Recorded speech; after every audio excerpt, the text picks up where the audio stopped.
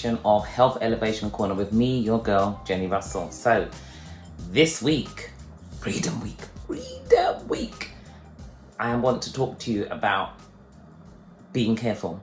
I want to talk to you about what you need to make sure is in your cabinet, so that even though, everyone's out there now and there, none of you in that queue.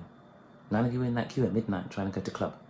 Anyway, so I know you weren't there, but I want to just talk about just a few things that I think we need to make sure are in our cabinet. So for me, this is not a time to relax. Whatever they've got planned for the future, you need to know your body is your business, right? It's your business. Your health is your business. It's not the business of the NHS, not the business of the government. It's your business. And God has made us fearfully and wonderfully and given us all the things naturally that we need. So I want to start with me mate, sea moss. Now, sea moss grows naturally in the sea, obviously. It's a plant that clings to the rock and gets its nutrients from the rock, okay? And obviously the rocking motion of the sea allows it to grow naturally. And sea moss, natural sea moss, is very fine. It's really fine. So when you make it and it expands, you don't get a lot of mucilage from this. But if you're getting lots and lots, it's because man likes to always think that he can outsmart God. So he takes it out of the sea, he puts it into a little container, he uses his own little vibration methods, and it makes it grow really quickly, but it becomes thick and it has loads of salt on it, and normal sea moss doesn't have loads of salt on it. So my old school friend Maureen makes this, and you can find her on Instagram, Maureen J12 on Instagram. She makes it the natural, she gets it from the West Indies. Now, I'm not saying it's the best tasting thing, but seriously, you can literally just take it. It doesn't really have much of a taste.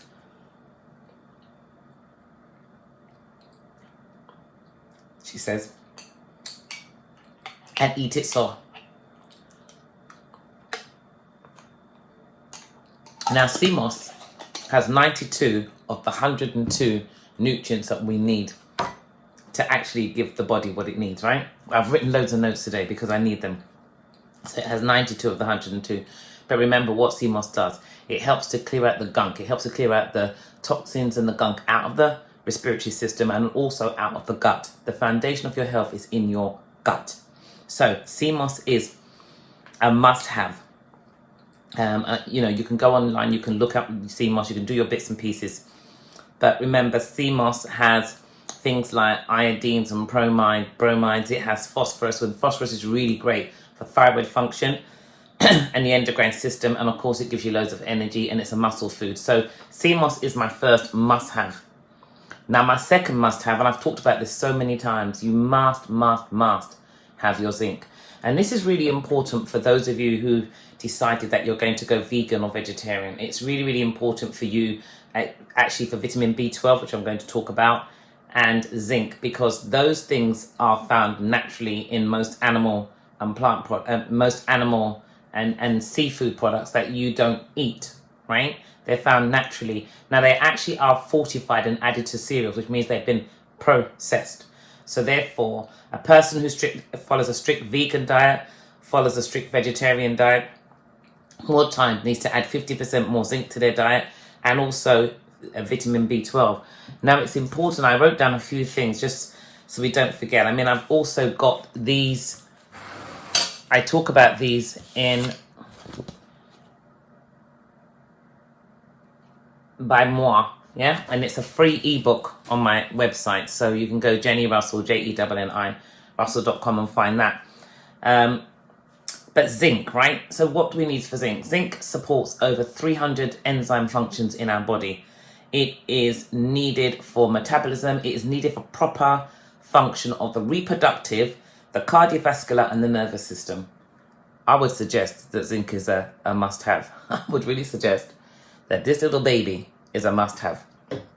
Now, it's really important for us to understand, but also when you look at this C19 virus that's been flying around, that's the only name I'm giving it, one of the things that people lose is their sense of smell and the sense of taste. Well, zinc is crucial for those things. So it can also be a sign of a zinc deficiency. So we need to know that, a deficiency in zinc means we've got an increased risk of infection. It's the only thing that can actually penetrate the C19 cell and actually start to begin to destroy it. And that has been proven, right? But you have a significant risk factor in developing pneumonia, which is a consequence of the virus. But it also delays the growth in children. So for all my young people listening, for all my mothers to be, it's kind of good to understand what nutrients do, what they do for you. You may lack them in pregnancy and breastfeeding, vitamin B12 and zinc. So you need to make sure you get them in your foods. So the rich sources of zinc, as I said, are meats, they are shellfish, they are chicken, but they're in processed foods.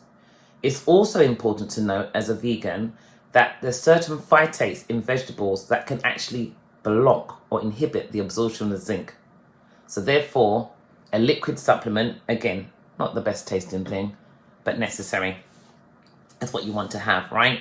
Now, just a side note for those of you that, need to add a bit of colour to your change in hairline. Zinc, vitamin E and copper are three minerals that are really great, right? Vitamins and minerals that are really great for prolonging the onset of the mark of distinction, grey hair. Just so you know that, right? And it's also, I put it in my book here, I've written it in the book here, that, just as a side note for those of us that are going through the change, been through the change, that we need that because it helps revive vaginal tissue for us women. So zinc is really good for helping to revive vaginal tissue, where stress, menopause, and pregnancy can cause deficiencies. Also, think about the cervix and bowel. It's really, really crucial for the health of the cervix and bowel. Now, they are two of the biggest cancer killers. So it's important for you to understand for the vitality and health of the gut, CMOS, zinc, yeah, cervix and bowel health. Just so you know that, I think I've said everything I want to say about it, but it's needed for metabolic function, wound healing, and obviously immune function and metabolism. So that is zinc. Now, I don't have vitamin B6, but I do want to talk about it because vitamin B6 is a crucial vitamin for us. We need it for central nervous system function, metabolism. We need it because it helps to turn our food into energy. I had to write all this stuff down because your brain goes all over the place to remind me, right? But also, what it does, it helps create neurotransmitters for such as serotonin and dopamine.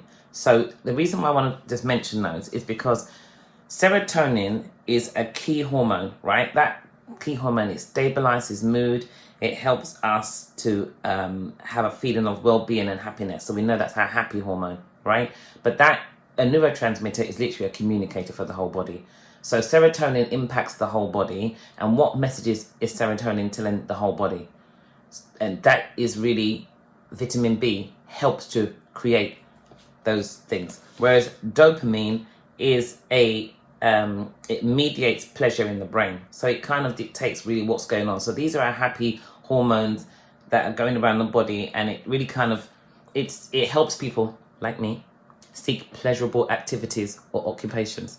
It helps people like myself, but that's what we really need it for. But vitamin B6, again, nervous system function, like I said, and you want to know it's a water-soluble vitamin, so you have to think about how you do it. We don't store it, so excess of it will be excreted out through the body, and again, it's a vitamin found in a lot of meats and shellfish products. So again, if you are a vegan person, you've got to think about, when you go vegan, think about the reasons why, and I understand it from an ethical standpoint, but then think about what the body needs and actually explore and research what things you will have to actually increase into your diet to make sure that you want to be ethical on one point, but God gave us these things, but not to the detriment of your health. So just have just a bit of a insight and a research into what it means to be a vegan, what it means to be a vegetarian,